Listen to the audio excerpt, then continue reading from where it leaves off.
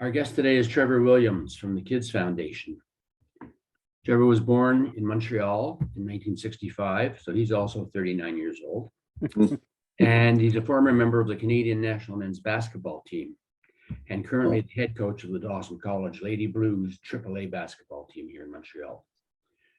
During his playing days as a point guard in the city of Montreal, he played at Westmount High School and later at Dawson College for the Blues, again, a AAA basketball team. Now, I don't know if he wrote this or if this is from outside, but it says his quickness, speed, and jumping ability were outstanding and were demonstrated when he played for Team Canada against the original USA Dream Team in the 1992 Tournament of the Americas. In 93, he founded the Trevor Williams Basketball Camp. And in 2002, he founded the Trevor Williams Kids Foundation to help troubled inner city youth of the city of Montreal.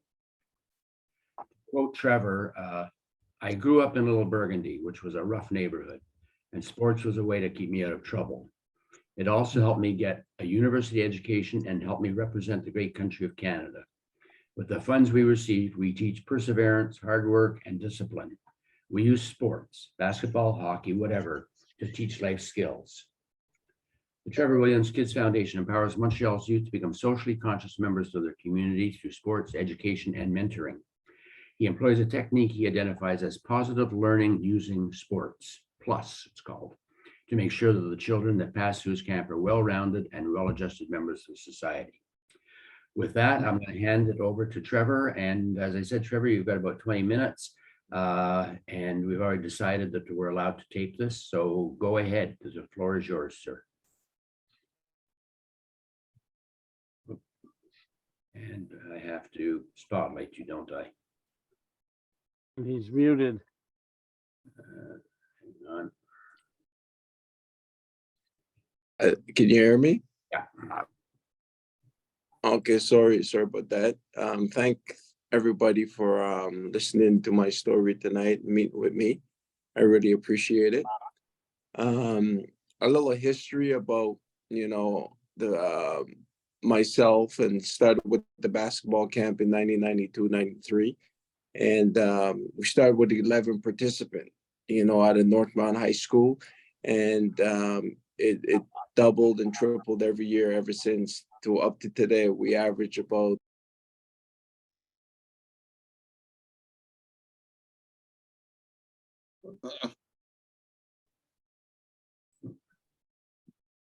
Trevor, sorry, you're muted. How did that happen? Can you unmute yourself there, Trevor? hello? There you go. I think that was my fault, actually. Okay. Oh, sorry about that. Just to continue about, what we started with the basketball academy, and started with 11 kids, and, we doubled, tripled every year ever since till today. Presently, we're about 700 participants in multiple weeks. And, we subsidize 50% of all the kids that attend the basketball academy.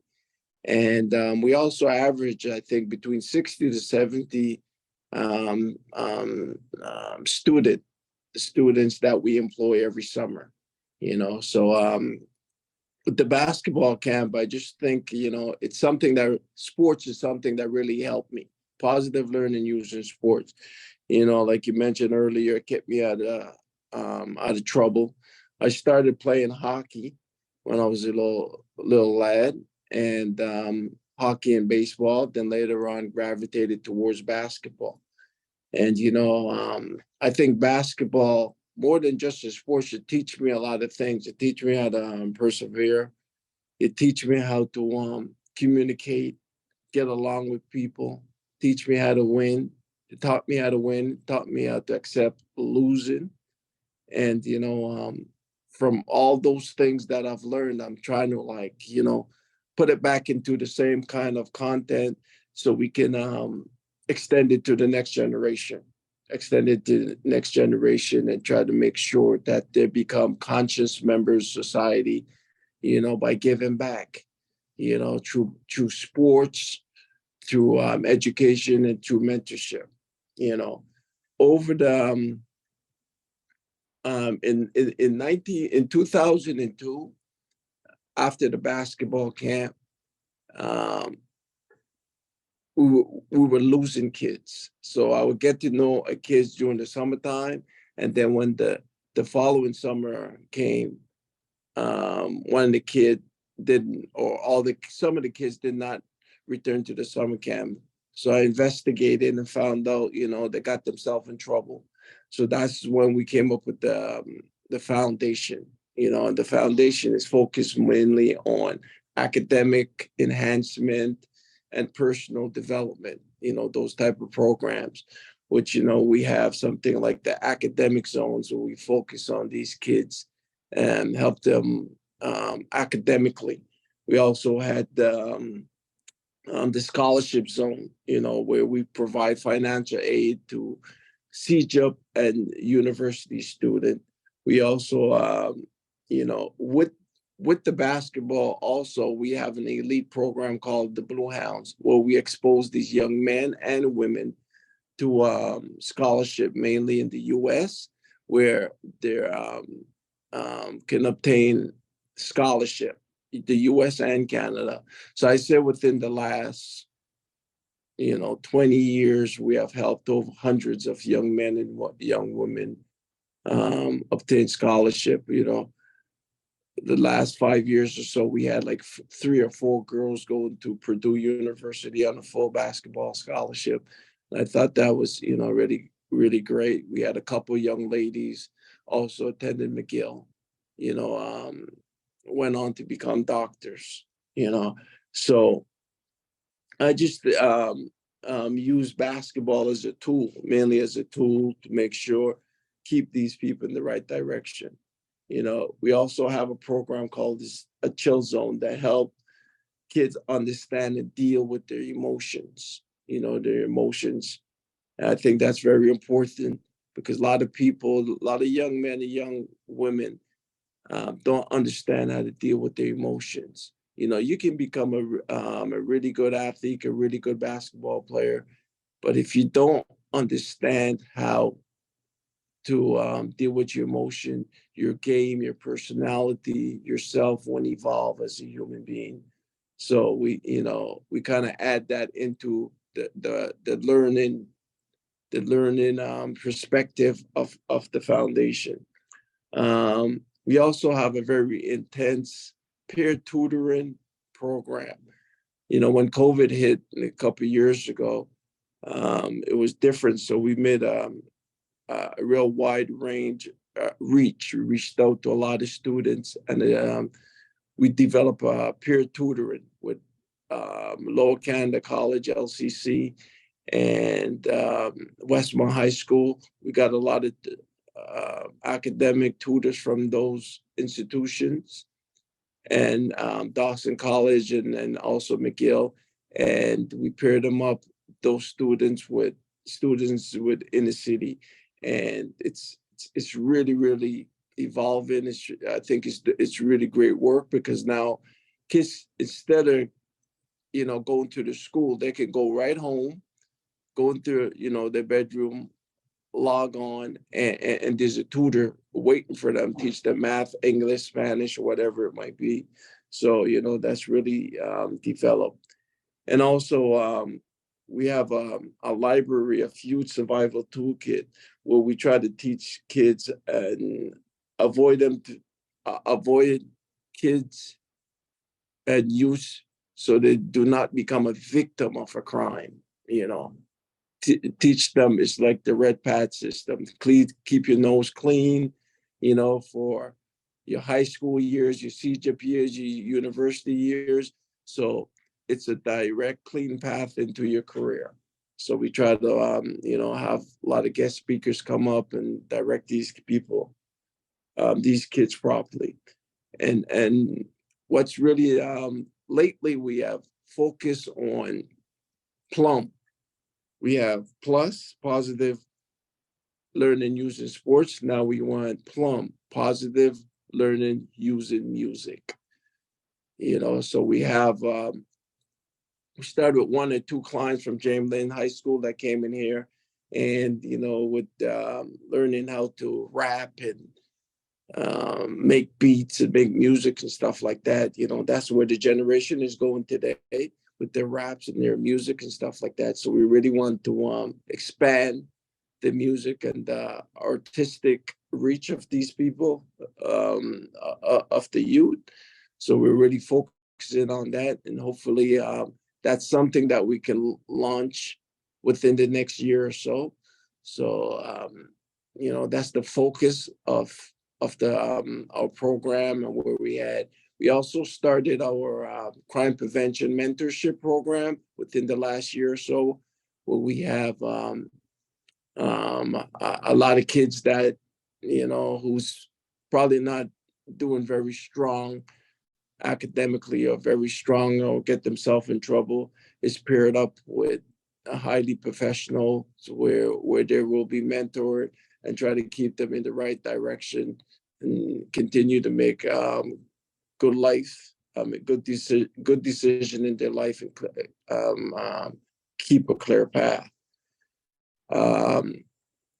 So that's basically my story in a nutshell, from the beginning, 1993 to presently right now. I just want to continue this journey, and hopefully we can empower and help other people, because I strongly believe it's, it's not, you're not doing a whole lot in life if you're not impacting others, so I really try to impact other people through my experience of what I've learned. I try to take the good, keep it into my basket, also keep the bad, keep it into my basket, and teach and focus the good and explain the bad, so people don't, so the youths don't continue to make the mistake I made, and also the generation in the past. So thank you for listening to my little story. And if anybody have any questions or anything that want to ask me, I'm right here for anyone. I'll start off with a personal one then, Trevor. Yes, sir. How bad was it before you saved yourself or got saved? Who was your mentor? You know what? It was a combination of people. I was down in Little Burgundy, and there was Mr. Butt. He actually was my neighbor across the street, and we had baseball program and hockey program and stuff like that. As a kid, you take it for granted, and you really don't know what was going on. And so I tip my hat out to Mr. Butt and his family for providing a safe haven for all the young men and young women within that community of Little Burgundy at that time. So I think Mr. Butt was really my mentor at that time. Does he know that? Yes, he does. Mr. Butt passed away about a year ago, 2 years ago. I used to run across the street a lot of time and have a conversation with him and make sure he was okay. I grew up with a couple of his sons, Leslie Butt, Gordy Butt, and stuff like that, but he was a very humble man, didn't really want to be recognized and stuff like that, but he gave so much of himself to the whole community. But yes, he does know exactly the impact that he did for not only me, for a whole bunch of young people in Little Burgundy area. Wonderful. For those of you who do have questions, if you can either put them into the chat or put your hand up, click on the hands up thing. It'll be easier for me to spot you. What percentage of your students that you're dealing with are female and male, Trevor? Wow. That's a great question. I will say it's about 50-50. Yeah. Right now it's about 50-50. I'm very strong into the female world right now. I've been coaching basketball, women basketball, for about 25 years. I got two daughters. A 98-year-old mother. and 7 sisters. So I've been around women all my life. And so so I have a very positive outlook from, women that gave me the strength, starting with my mother and stuff like that. So 50-50, and I've been coaching basketball for 25 years. And, what I'm learning from these young ladies, I'm trying to instill it into my young daughters, my teenage daughter right now. So, and before that, I was coaching guys a lot, and I'm a young man, and, I think I understood what it took for me as a young man to persevere out here in the world. So I tried to give that information in a positive direction and in a positive image to whoever I encounter. Okay. Ralph, I see you've got a question there. Do you want me to ask it on your behalf, or would you like to ask it yourself? I can ask it, yes. Please. Hello, Trevor. Ralph Thompson from the Westmount Independent. Hi, Ralph. So we're just going to write a little article about you. So my question was what's the connection between the basketball camp and the foundations? Are they two separate things now? Well, the foundation is there to. The foundation is more of the academic and the personal enhancement tool, and the basketball is the positive learning using life skills. So the opportunity that it goes hand in hand. So there's a lot of kids who especially when the basketball season is over, they lose a little interest in the academics. So the foundation is there to provide tutoring, to make sure there's no falling off. You need your tutor, you got to attend this session, you got to do certain things. So I will say it goes hand in hand, the basketball, which is the camp, and the foundation, which is the more academic portion. Okay. So the foundation is much more than basketball. Oh, absolutely. Absolutely. I mean, I think basketball is very small portion of the foundation. I think it's, what the foundation is about is teaching life skills. It's teaching life skills, teaching people how to communicate, persevere, be a leader, how to win, how to lose, hard work, what it really takes to make it in this world. Basketball is just a tool. Hockey is just a tool, to really teach you what it takes. Where are your volunteers and mentors coming from? Everywhere. I accept, but we accept volunteers from everywhere. I mean, I remember when I first started the foundation a little bit, I was on the board, and the board, a couple of members were saying, the foundation is there to help inner city kids. And I really didn't understand that. I said the foundation is there to help kids.